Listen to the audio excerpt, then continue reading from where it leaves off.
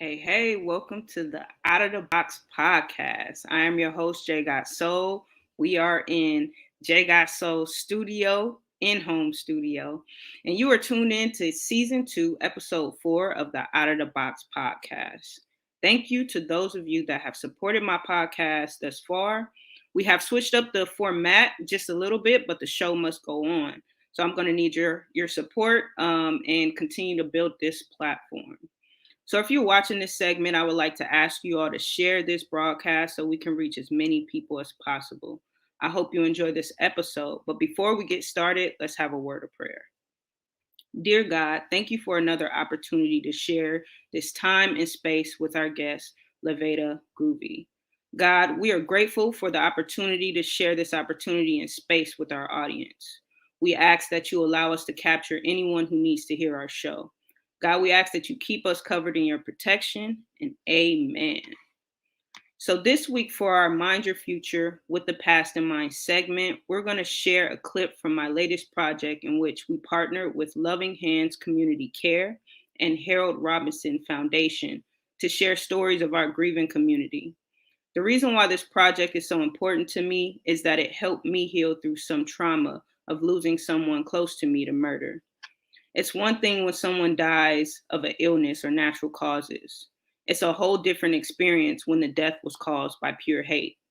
The worst part about that hate is that it's self-hate, given that the person on the other side of the gun was a reflection of the man whose life is taken senselessly. I wanted to capture some moments throughout the grieving process. Having Loving Hands Community Care has engaged rival communities to facilitate healing, and this is the needed resource in our communities. So check this out. This episode is dedicated to Brandon and Kiwan Ballard. Stay tuned. We'll be right back.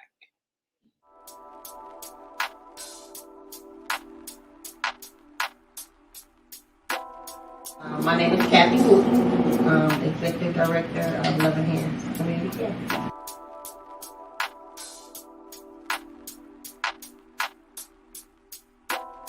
Loving Hands Community Care is an organization that services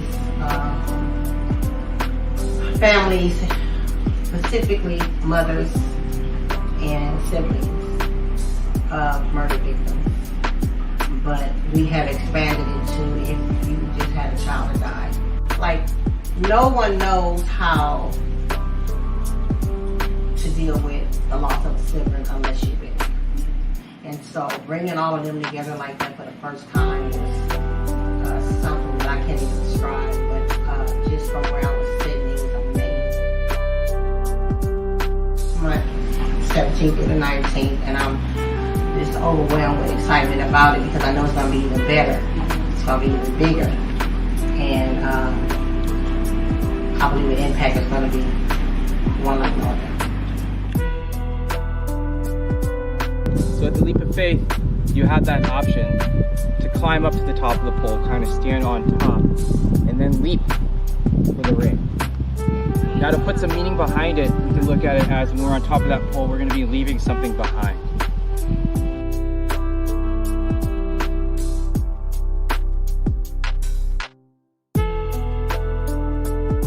So one of the things that I really love about being up here is that it's a chance for all of us siblings to connect.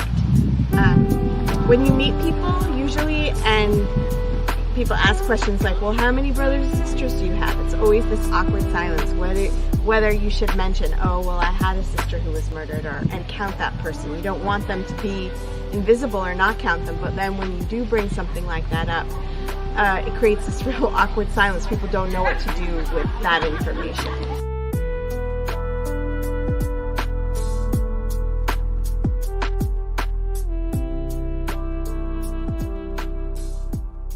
This is my first year. It helped me because, as far as the group activities and things like that, and just hearing other people's view on life and how they dealt with the same situation with me, it kind of gave me a different outlook, a different perspective. So I definitely appreciate that.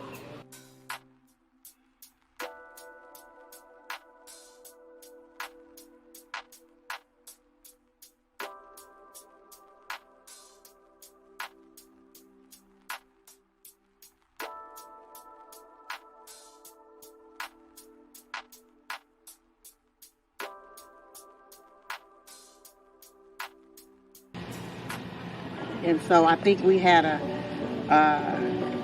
successful trip this year, and I'm looking forward to next year.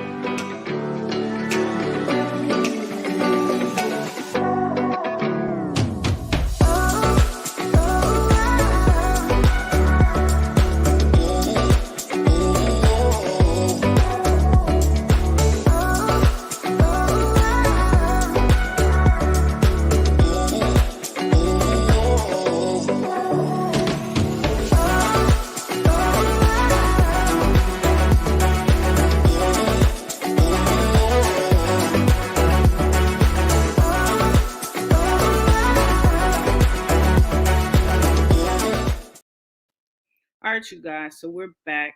And today's guest, we have a very dope artist for you. Today's guest is Laveda Groovy. Our guest is a spoken word artist with so much style and swag. I met her at a Tacos and Vibes event. Her poetry is storytelling in motion. I could see mental visions of the words that she spoke. I'm excited to chop it up with our guest this morning. But before we do, check out this quick clip so you can get a taste of what she's about. If Groovy had another name, it would be Laveda.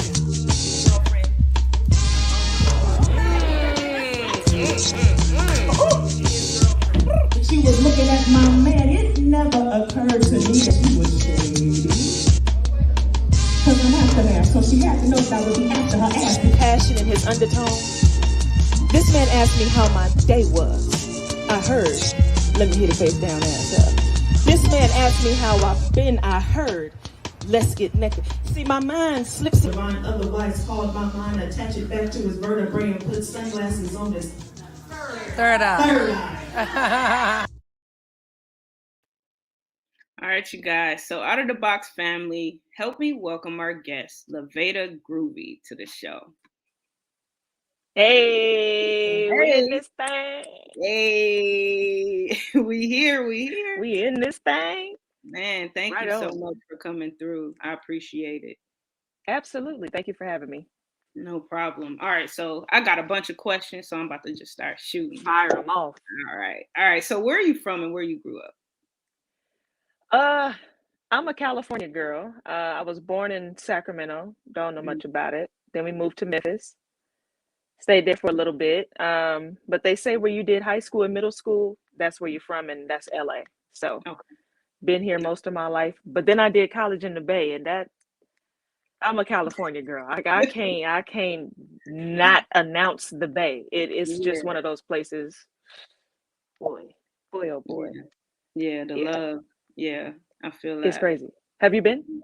I have. I haven't had an extended stay though, but I've been there, but it's like when I went, I was a kid, and it was kind of Okay. like we went for like I did drum squad and drill team with Black Diamond. So we went out there for like competition and stuff like Okay. that. So you get to interact with the people from there and just, Mhm. be in that vibe. And it was different. It was different.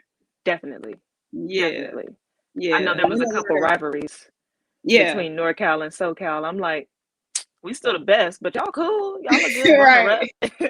Right. A Y'all couple of my cool? teammates is from the Bay too, and it was always that who was better, like Mm. what side of California was better. So Mhm. yeah, it's Mhm. real. Okay, so who is Laveda? Tell us who Laveda is. Laveda is a performer. Mhm. Laveda is the entertainer that people get to experience whenever I leave the house. When I'm in the house, I'm not Laveda. I'm pretty relaxed. I'm pretty quiet, peeping, watching, taking notes so I can put it in this poetry. But Laveda is who you get to talk to, just from a mind frame of most of the time I'm open. But I'm still traditional in some sense. But even when I'm traditional, I stand 10 toes down on it. Like you may try to persuade me. It might happen. Take your chances. It might not happen. But if it's something thrilling and I've never done it, I'm like, okay, well shit, what we doing then? What it look like? What it sound like? What it smell like? Okay, Right. all right then. Yeah. Okay. That's Laveda. All right. So what's this is just a random question. What's one of your favorite hobbies? My favorite hobby is probably basketball. Um, Ooh, okay. it's that first love. It's that time when you could think about stepping on the court and actually performing in front of others. Mm. When the spotlight's on, I mean, when you're good, the Right. Where'd spotlight's you do on that? you. I was a basketball player in high school, Mhm. Price High, Okay. until I tore that ACL and meniscus and cracked Yeah. that patella. That'll do it. That'll do That'll it. that'll do it. Yeah. That'll do I it. got a torn ACL myself, so I already You, know. and what's up with these ACLs? I feel Man, like, God damn, someone taught right, because I don't understand it. Someone right, man. but It's it, yeah. it's just it's common now. Like I didn't Mhm. hear it with 90s basketball, but it's common now. Yeah. And my injury was in '09, and I haven't stopped hearing about it at all. Yeah. But Yeah. it's but even the pastime watching NBA, it's Mhm. like, shh, don't talk to me. Got Okay. The Lakers are on. you. Right. Okay. Okay. Yes. So Lakers. All right. Cool. Cool. That's We good. We what good. am I wearing? Oh, I'm wearing Malcolm X. But if I had on some Lakers, I represent. That's what's up. Okay. So let's talk about how we met. Okay. I wanna hear how you remember meeting me.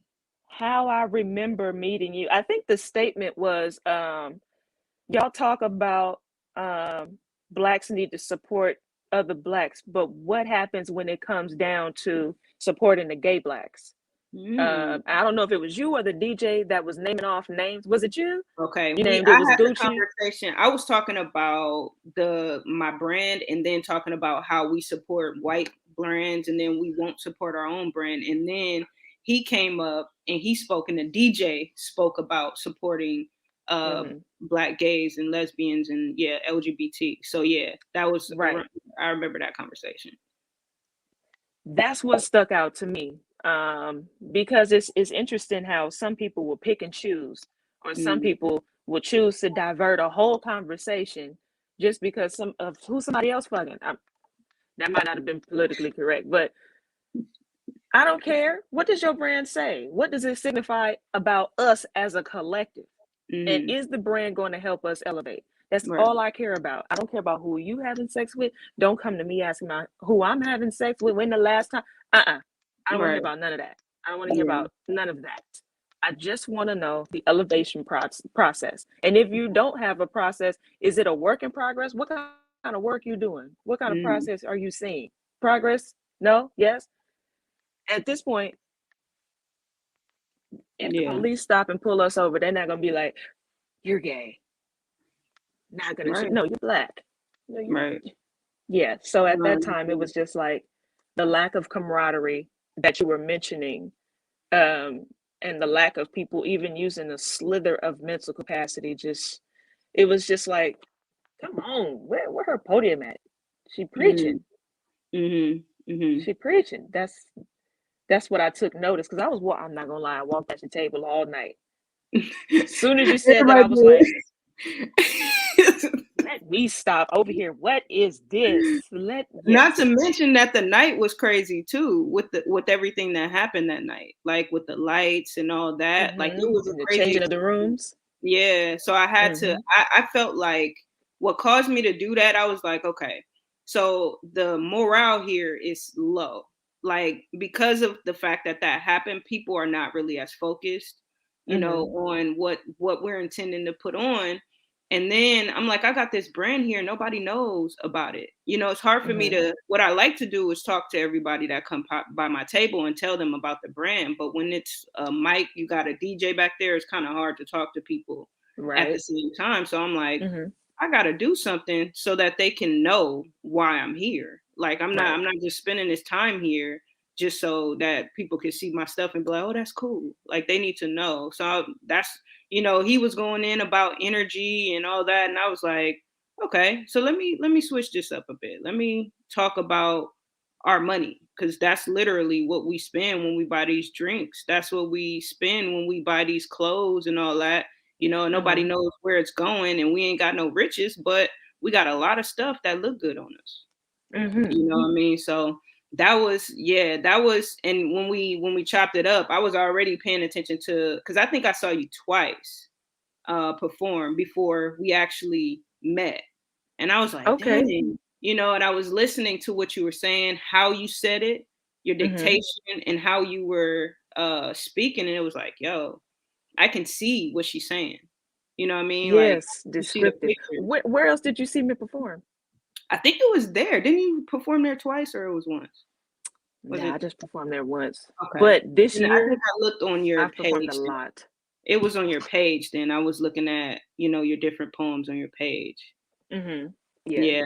And just how you spoke. Like, first of all, you command a room. And that was another thing that I noted about, like, Set Diversifier too. Like, when you guys were in the room, you feel like, okay, what they got to say.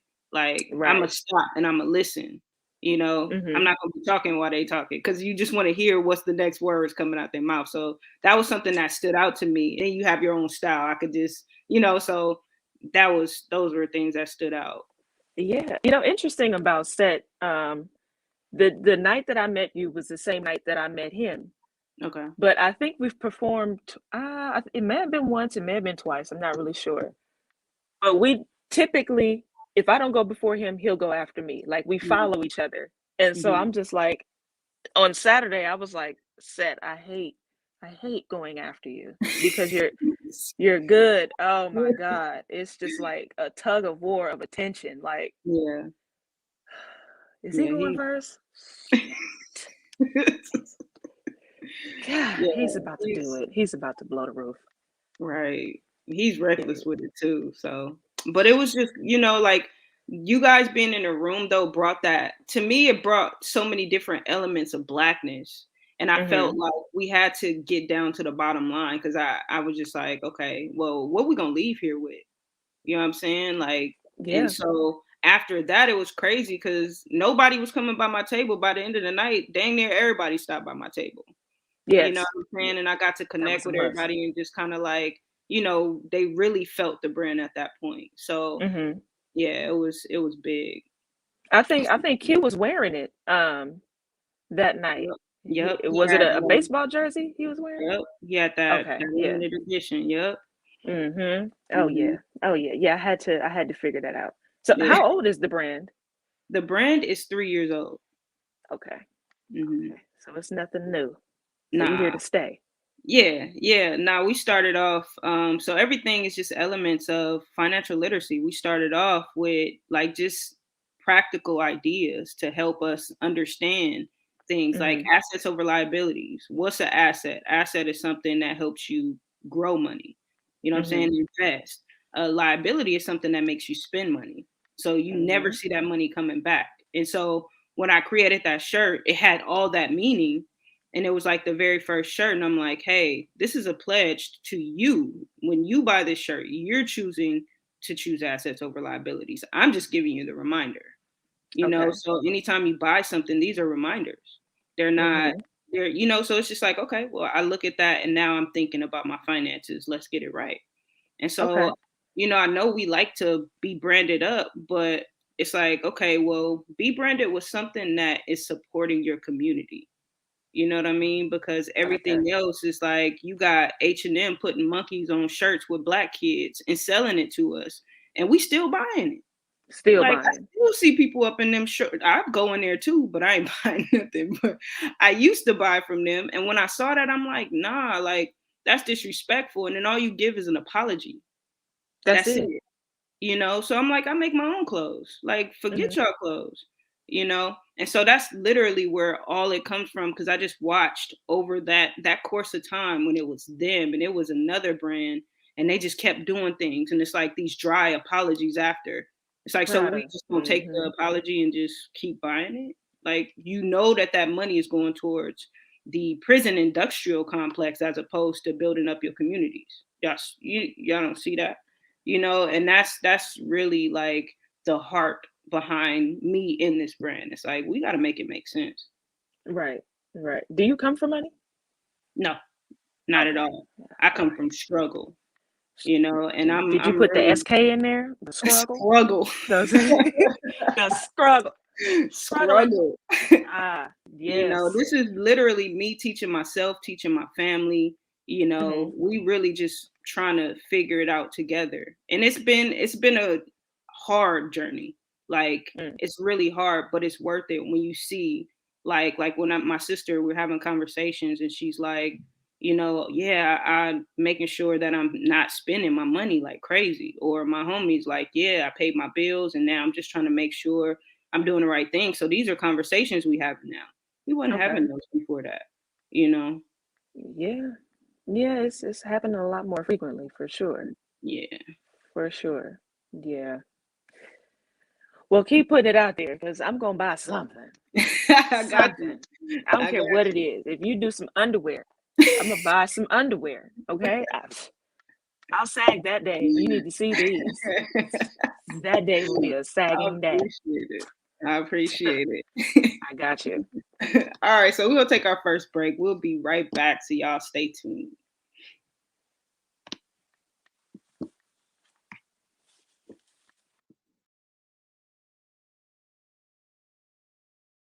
You got me catching feelings of what used to be a good thing. Now all I feel is the bitter pain of what used to be a sweet thing that once used to make me insane. To be apart from my main thing that once was a burning flame that made me your baby making thing that once made me constantly scream your name from the bliss of that once sexual thing that once memory of when you used to kiss me softly on that explicit I can't say thing that once used to rouse me easily thing. You got me catching feelings of when we used to walk in the rain through the beautiful terrain of the botanical garden plain that love was game, picking flowers and throwing petals in the wind saying he loves me not. She loves me not thing. Doing that hugging thing while under the orchid tree doing that kissing thing. Now you got me singing that song that Minnie Riperton used to sing, reminiscing on what used to be a lovely thing that once used to make my mind travel back down memory lane. Ooh, yeah, that once romantic thing when we used to stroll down the shore doing that holding hands thing with our pants rolled up to our knees, making prints with our feet on the beach thing.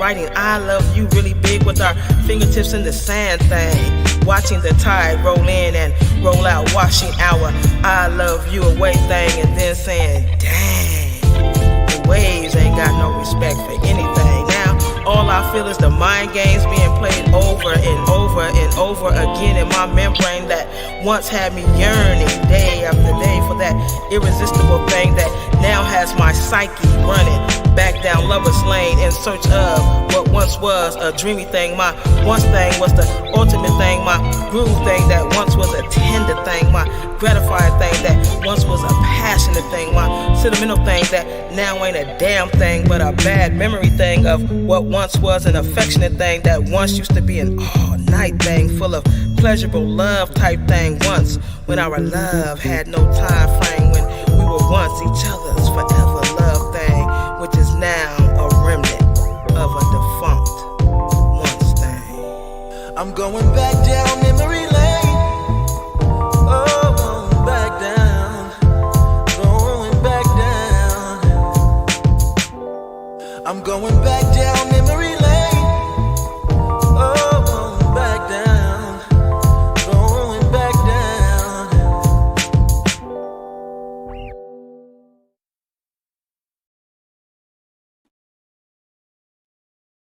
What's up, guys? So we are back, and we have our guest LaVeda Groovy in the studio with us today. Woot. I love that. Can I tell you one thing before you continue? Sure. Thank you for saying my name right, because it's been a long life of correcting people. It's LaVeda, not Lavada, not Lavita. I think it's some people that just go with what their mind tells them and they just miss the whole vowel. So they call me Lavita. Like, does that look like an I to you? Oh my God. I'm glad I got it right because we had it wrong on your on the flyer. It was Lavedo. And I was like, oh man, I just noticed it this morning. So I'm glad I got it right. At least to Did I post this flyer on my Instagram and didn't even catch it too? I just caught it this morning. It's all good Oh though. We man, make it work. We make it work. we gonna make it work. At least you Yeah. saying it right, because Right. boy, that happens with my grandma too. Like she's Levada number 1, and I'm Levada That number is 2. hilarious. 80 That's years old, and she's still correcting people. Like I'm All gonna right, get y'all a let's discuss simplifier. your journey. Let's discuss your journey into your artistry. How'd you get Sure. started? I got started 2 ways. There were a lot of boys in the house, as well as my dad. But he wouldn't hit the girls. What he would do for us, he would pick what we didn't like to do. And for me, at that age, it was reading comprehension. I didn't like to Okay. do it. So if I were in trouble, he would hit the boys and they'll go back outside. They gone for the day after they get a punch in the chest. But for me, I had to read. And then after reading, then I had to write what I just read. So I just thought that was cruel and unusual punishment. But over time, I didn't know, and he didn't know, that I was gaining so much vocabulary and so much insight to different books.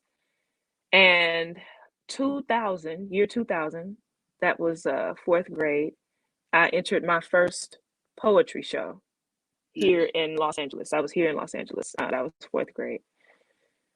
And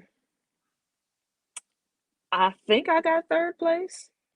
I think it wasn't, who was the best in the building. It was people in the building that fell into a 1st place category, a 2nd place category, and a 3rd place category. I was in the last place with the others in the building.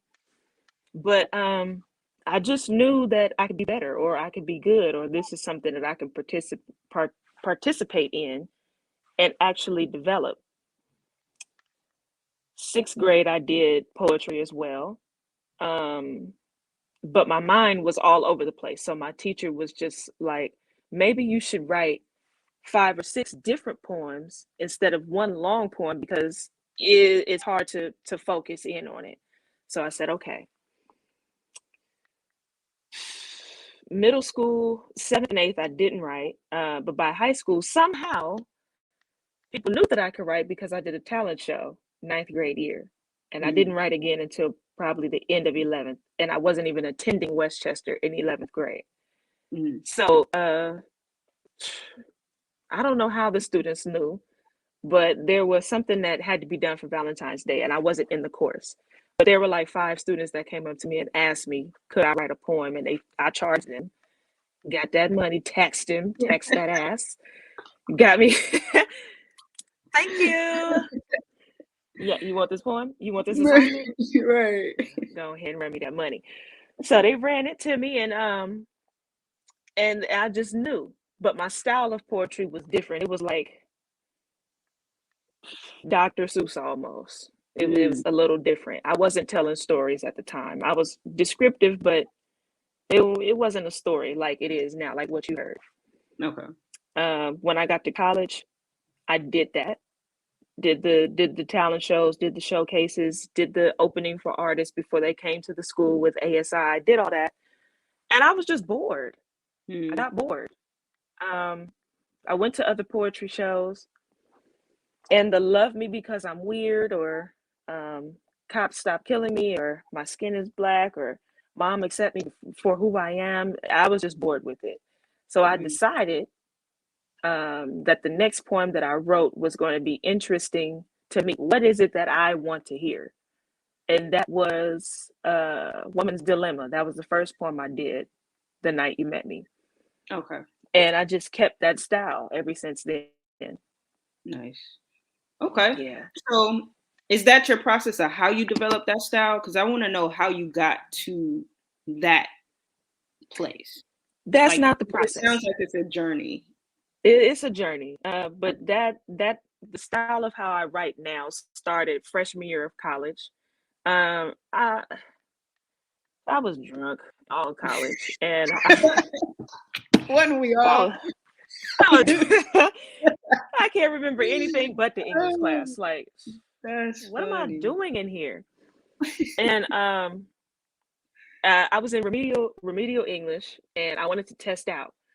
And the only way that I could test out was to go through the dean of the Department of Communications. And she knew me because I had made a name on campus. And she was just like, okay, well, you're out here speaking. I need your test scores to reflect how you speak. Silly me, I got drunk before the test, and I couldn't test out. So I had to do the little dumb shit they was doing in the class. All right. So she wanted us to read Raisin in the Sun, Lorraine Hansberry. And I had read it in high school twice. So I just decided that I was going to pick the essay that I wrote 12th grade year and submit it to her. She was like, this is good. I'm sorry, I lied. This is okay. But for a remedial class that you want to test out of, this is not what I would have submitted. So she read it out loud back to me. We were in office hours, weren't in class. And she was like, I feel like you can go deeper here. This word is ambiguous. Things and one another are not supposed to be in essays more than twice. If you have this here, that means you should be telling me what things. You should be telling me what others. You should be telling me if there is something that they did that directly correlated, you need to express that. I thought I did what she told me to do. I did not. So I came back and she was like, okay, this is a nice first draft. First draft. This is the final. This is the final draft, woman, lady. This is it. So she read it again. She read it back to me. And I think her notes that time were repetition, like you're using the same word over and over again. That's when I got upset with her. And I was like, everything you need to know, every descriptive possibility that you want to know is going to be in this draft. So I went from like 3 pages to like 7 pages from the second draft that she wanted me to do. I gave it to her and she was like, that's a student who deserves to be in a class that she's trying to test out of, which is not remedial. And I said, yes, but I don't understand why you had to have such a descriptive essay for a book I know you read. For a book I read it twice. I'm sick of this book. I care no longer about Lorraine Hansberry. I don't, whatever she has to write, I don't want to read it. At this point, you have turned me off of the author completely. And she was like, well, I mean, I think if you read it out loud to me, you might be merely enthused about what you wrote as opposed from this first draft that you submitted into me. And so I read it and I couldn't believe it. I was sober when I wrote it and I just couldn't believe it. And I was like, well, I like that. I think if Lorraine Hansberry wanted to do a Raisin in the Sun Part 2, she should call me because of the description I'll give. I think she should call me. She submitted it to a board of theater majors. They had a coalition on campus or something like that. And they liked it, but they didn't know how to accept it from a freshman student. So I thought maybe I would just invite the class out to poetry that I do. And my poetry didn't match what I had wrote. So they just terminated the whole thing. They didn't want any parts of it. So I wrote another poem called Product of an Ass Whooping. And that was the first time that I had been as descriptive about it. And they were like, all right. But by that time I didn't want to do it anymore. I thought I was going to I'm just going to do poetry by myself. I don't want the theater. I don't want the extra English. I'm just going to do it myself. So that was the journey for it. Just one teacher paying special attention, too much attention, but it was good. No, that brought back a memory for me in college because I had like a final paper and I was going through that same process. I didn't realize that going through the editing process could be so painful. Like every criticism made me angry. Like, you know this stuff. Why do you want me? So I really related to that so much. So that's why I was laughing so hard because I'd never forget my final paper. I was writing about Big U developing options and the nonprofit work that he was doing. And so, you know, I brought back my first paper and she was like, well, how do you know this stuff? Well, I experienced it. Why are you asking me that? You know, and so it was like the challenge of putting these references in this paper because it should come from some study. How did you And I'm get like, this person references when it's your experience? exactly. And so it pissed me off. And I'm like, okay, so now I got to go find a book that somebody wrote about this stuff, add these little numbers. And you know, these books ain't written by black people. So it's like, I was really just agitated. I'm at an HBCU. I don't want to read their books. You know, it was, The HBCU experience. I'm upset. Yeah. I'm upset. Yeah. I'm upset. I didn't Why? get it. I didn't get it. Man, it was a journey. Like, it was a journey, but it was a journey to myself, for me to find myself. You know what I'm saying? Because it's so much, like, on the campus I went to, I felt all of the pain of our ancestors. Like, I was just like, oh, this is Devil's Playland. I just cringe at certain things. And it's not like it's the people there, it's just the vibes. You know what I'm saying? You get vibes of a place. And, you know, like with slavery and all that, people are not, like, they're not far along like we are in California. They're still kind of stuck in these very boxed in, you know, mind frames and whatnot. So it was really tricky, very tricky. What school did you go to? I went to Talladega College. That's in Alabama. Okay. All right. But the year before that, I was just about to ask, where's that?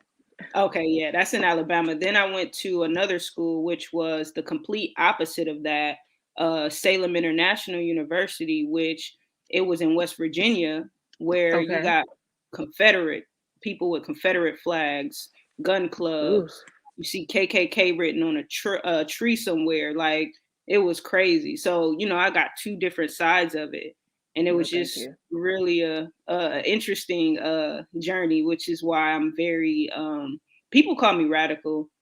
I don't know if I agree with that, but I'm definitely aggressive about my beliefs. I'm not going to allow anybody to kind of like tell me what I should and should not think, you know, and that's just how I move. So, yeah, but we're going to take our next break. We'll be right back. I want to hear you flow when we get back. Right. So Let's get ready. All right, we'll be right back. All right.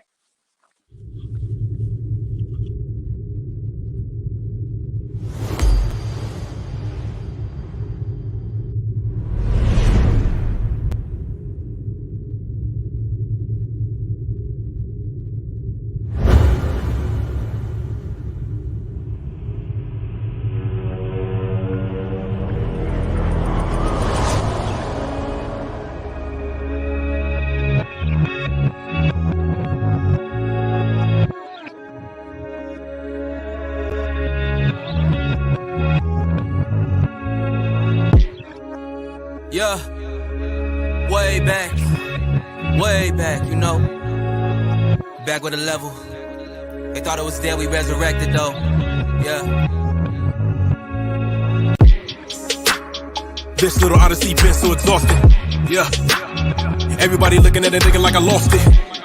Maximizing my gains to minimize all my losses. It's about that time. To show y'all niggas who the boss is. Super underrated, but I'm really dope. Signed in still like an envelope. I've been climbing this mountain for a real long time. Nigga, I'm a Billy Goat. 31, I'm feeling fine. 2 years ago, I was 29. Met a lot of scrutiny, got me in the mirror like, nigga, when you press the line, life been passing me, fate got tasking me home, and you know if I really got the capacity. Scratch that nigga, doing my thing. I'm a rapper shit to make it out of boss that team. Searching for the most high spirit, need to clean. Rapping for a team, doing legendary thing. I'm a walking with the faith that I conquer any dream. Still, listen. Told y'all I was coming back then, but y'all didn't really listen. Nah, really listen. Nah, told y'all I was coming back then, but y'all didn't really listen. Nah, really listen. Told y'all back then I was coming, but y'all didn't listen. Nah, didn't listen. Nah, told y'all I was coming back then, but y'all didn't listen. No. These days I don't feel like I got it. These days I got problems that feel bigger than bills inside of my wallet. Yeah. These days just feel like I'm sparring. Yeah, feel like a Spartan. Look at my obstacles, gotta go conquer. Like what are my options? Yeah, go work a job, go pay for the bag. What does it cost to stay in the bag when I was made in the bag? Gotta embody it. Oh, that bod, I just gotta embody it. Big bags to put all of the bodies in. Purpose blush every time that I walk in it. I got a lot of it. Mind thicker than Cardi is sicko mode. Every verse I'm just vomiting. The love that I live in is bottomless. I am the legend, I am the level. I am the foot that slides on the neck of the devil. Story is told, we never settle the score. I am the rebel, yeah. I was coming back then, but y'all didn't really listen. No, really listen. No, told y'all I was coming back then, but y'all didn't really listen. No, really listen. Told y'all back then I was coming, but y'all didn't listen. No, didn't listen. No, told y'all I was coming back then, but y'all didn't listen. No, didn't listen. No.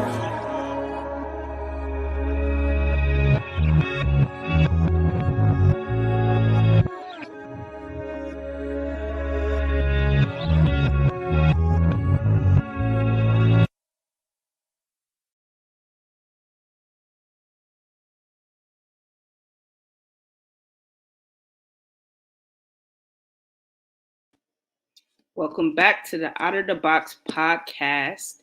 We are in studio with our special guest, Laveda Groovy. So Laveda's about to get groovy for y'all real quick. So she about to spit a little something. So take us in with it, whatever you got. Spit a little something. You know, since we talked about it, I might as well do Woman's Dilemma. Let's go. So let's get into it. Yes, sir. So there's a guy, fine ass dark daddy, with a voice like the universe opened up and told America what kind of bullshit she on. He never said anything sexual, but the passion in his undertone. This man asked me how my day was. I heard, let me hit it face down, ass up. This man asked me how I've been. I heard, let's get naked. See, my mind slips into several dimensions of gutter when he asks me even the most simplest of questions.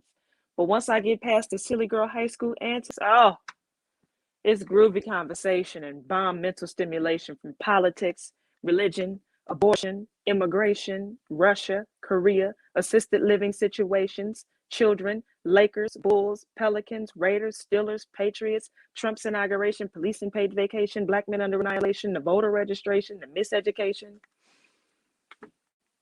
his girlfriend. And I'll be damned if then I don't begin to consider our friendship way too strong to give that type of disservice. To take my friends, man. Oh, I would never forget the look of what did I do to deserve this? The look of question and wonder and purpose. And granted, she ain't no wife to be and ain't no children involved, but that fine ass dark daddy does not belong to me, but I swear to God. That man bathes in agave moisturizer, honey, scrubs his face in brown sugar, and the wrong conversation at the wrong time. I will spread my legs like a Las Vegas hooker in the dark, in a park, in a car at the bar. I will throw this ass in a complete 360 circle, and then I regain my composure. Especially when he looks at her like scriptures are written in her skin and they become conjoined at the shoulder. No doubt in my mind, if she were to sweat, that salt water would be considered anointings. He would bottle it up, consider it holy water, and flick it to convert your sins. Oh, but she got demons. I know, because I took her to get rid of one of them and told her which pills to take to get rid of the rest of them. Why? She's my friend first. But that's how I know she can get reckless with the words she admits. Damn his feelings. I want his manhood to hurt. I want him to know that he know not to fuck with me. Get it in his mind that I'm surgical with this scrutiny. I want him to know that if he does, he'll know the repercussion. And I shook my head so long and hard, I damn near got a concussion, because if he was mine, I wouldn't focus on removing his spine. No. I take his pineal gland, handle it with care, clean it in attempts to uncalcify, let it relax on my first chakra, suck up some of my pride, have it rejuvenate, give him a piece of energy so divine, otherwise called my mind, attach it back to his vertebrae and put sunglasses on his third eye. Now that I've dilated it, He can't yet handle seeing me in all my light. So I toss him some vision goggles. My birthday suit is all black so he can still see me at night. I would never purposely disrespect. I would discuss his presence, his essence, and that I would never dishonor, but I would perform public acts of severe misconduct. I would allow my body to wrap around his and become disfigured, making his most distant fantasies suddenly become discovered. I would let Miles Davis's trumpet help me blow him miles high. I let Parker's saxophone and Duke's piano jazz him into intergalactic heights. I let the Isley brothers croon him into uncharted twilights. Hell, I let this chocolate sauce manipulate my tongue into thinking his lower limbs are my most sweetest delights, because this bronze skin, calm gentleman, slim fit, open arms, mellow with a dawn's grin, ghetto discipline, proved to be confidant beyond friend, one of Allah's men. If he were hip hop, the most befitting name for him would be Rakim. He deserves to be shown mad love. So I stepped to my friend and I asked her, what's wrong with your decrepit ass mind? Why are you wasting your energy and time? And a brother, that's fine, but he wouldn't give you 2 dimes. Yet you mistreat the man who would feed you grapes off the vine. What other man is going to give you money to abort what he thinks is his baby? Then cry for you, rub your head, say, we'll try again when you're ready. Turn around and take your mother to the doctor, save his pennies for 365 days just to give you a view of the city in a helicopter, rent you a boat so you can handpick your own fish, and you still deal with him, wouldn't even give you a piece of his potato chips. Oh, girl. Oh, girl. Schedule your appointment so you can get your eyes, your attitude, and your priorities checked, because if I were him, I wouldn't want your love, but I would require your respect. Because without those two, it's hard to put you on an agenda, especially when there are other eligible contenders. Hello. But that's my friend. And as I said before, I ain't going to take a man. But this is one hell of a woman's dilemma. Thank y'all. Yo, the descriptiveness of that piece, it's so funny. It's real. You know, it's relatable. It's so real. It's so real. It's so real. I was over here backstage cracking up. Miles Davis horn. Bruh. The elements of music. I don't know if you can see behind me. Right. I mean, right. I think I got about two new albums. But the rest, all old school. All old school. That's where that soul come from. So, do you have any new pieces that you're working on?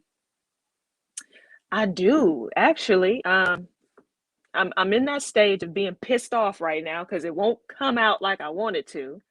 But I am redoing, or trying to attempt to redo, For Women by Nina Simone, just updating it to 2021. And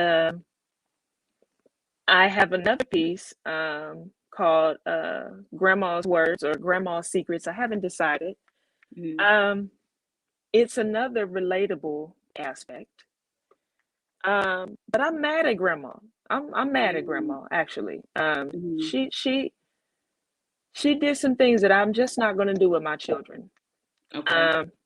I'm just not going to do it. And I know talking about Granny is like taboo for people over 35. I'm not there yet. So Granny was doing some things. She didn't do it right. I'm upset. You ready to spit that right now?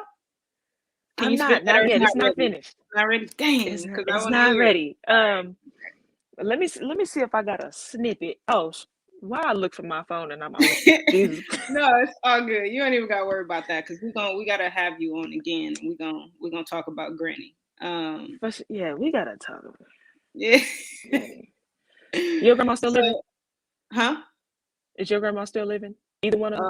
I have 2 still living. Well, I have 3 because I have a step grandma, and then I have my actual biological, but my grandmother on my mom's side, she's deceased. So yeah. Okay. All right. I'm gonna leave that alone. I'm gonna wait till I come back. We're All gonna right. talk about Granny, because Granny Okay. knows she knows she knows. Ooh. Do you talk about parents too? I did. In Product of an Ass Whooping, I talked about my mom, but she didn't like it. It didn't represent her the way that she should have been out there like that. So I don't perform it. I don't perform it too much. You got to keep that respect level. Okay. Yeah, I keep it respectful. Yeah. So, do you have any like events that you're going to perform at coming up? I do. Tomorrow I will be at the Upscale event, the Outlet LA. Okay. Friday, I believe it's the Oralgasm. Okay. That's this week. Halloween, I'll be at someone's event. I don't know what they're doing. They want to get different acts, and I'm just like, if you want me to host, I'll host. If you want me to perform, I'll perform. And I'm down to do both. Okay. And every, first or second Sunday in Leimert Park, Africatown has something, so I'll be hosting that every month. Nice. At this point, I'm doing everything that I can because I know January 2022, I'm going to be charging for services. So I'm learning how to work rooms, work crowds, you know, how to vibe and how to meet people, and, you know, just taking notes from fellow poets like Seth the Versifier, because that dude there, man. Yeah, he's a monster. he's a man. And he blindsided me when I met him. Like, is he sitting down saying this? Right. Yeah. Right. Yeah. That experience is what kind of like, I was like, okay, so he's a different kind of spoken word artist. Different. Like, you know, like I seen him the first time he did his poem. He was the one I seen twice. That's why I got you guys kind of mixed up. So the first time I'm there early, he's there early. He's just peeping. He just, you know, looking around, seeing what's going on. He walk out, he come back in, people come in, and he just there. They like, are you here, you know, to enjoy? He's like, no, I'm a performer. And just sat there. Like, I'm like, oh, dude is cold. You know, he's not a regular guy. And he goes up. The second time, he was just sitting there, and Q was like, you know, this next performer, he know who he is, and room quiet. Then he just goes. He lets the room get quiet. He lets the room get quiet. Yes. He loves the silence. And that, you know, that took the cake. And then he did another event, and it was a smaller venue. And so he came up. It was a smaller crowd in a smaller venue. He pulled a chair up, sat in front of the crowd, and just engaged them with that. You know, with it. So it's like, bro, he's the versifier. Like exactly. Yeah. So, man, yeah. It was like, it's been crazy. He's a definite influence. Yeah. Man. Yeah, I saw him live when he was on your show too. I was like, this dude, let me take some notes. What did he do? How did he do that? Let me see. Let me incorporate that. No, for real. I'm still in that. He's a real deal. Okay, so let me ask you this. What is the most important lesson that you've learned on this journey? Don't be weak.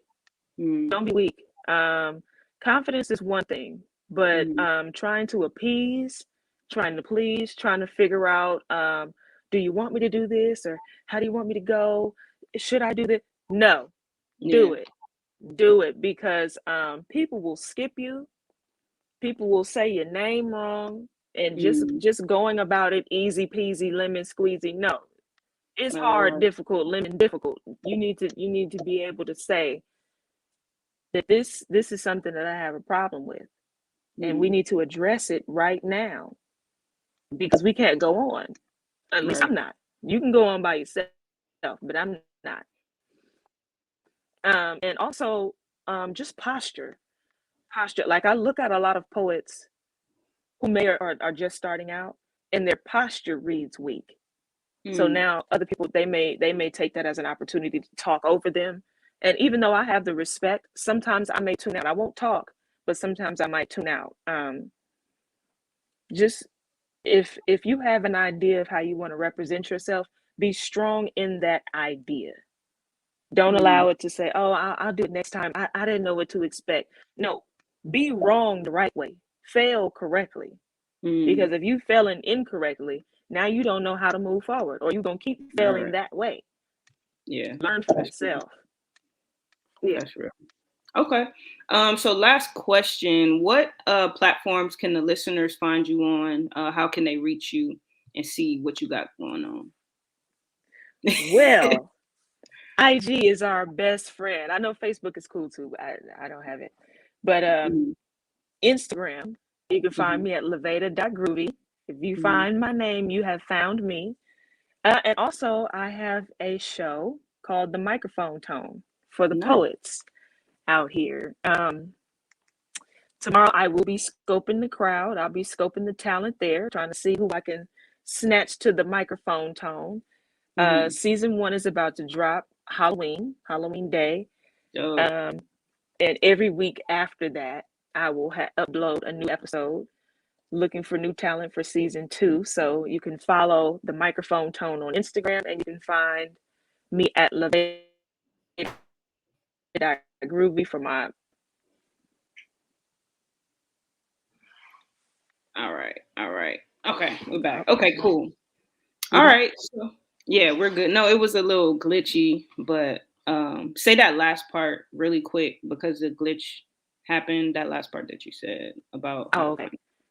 I said you could find me on Instagram at The Microphone Tone, or you can find me for my other account, just things about me at leveda.groovy.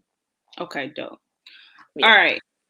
All right, you guys. So we're going to wrap up our show this evening. Thank you all for tuning in with our special guest, Leveda Groovy. Thank you so much for coming through. This is super fun. Thank you for having me. No problem. I appreciate it so much. Oh, yeah. Yeah, we definitely got to do this again because this was just too easy. Absolutely. Yeah. All right, y'all. So we hope you enjoyed the show. But before we head out, please make sure to check out my website at jgotsoul.com. We have so much valuable content for you to check out. We also have merchandise for you to purchase as well, which serves as a reminder that Black money matters, so act like it. Be sure to get caught up on episodes 1 through 14 of season 1 and stay up to date on season 2 of the podcast. Head over to my YouTube channel at jgotsoul. Thank you all for watching. We are out.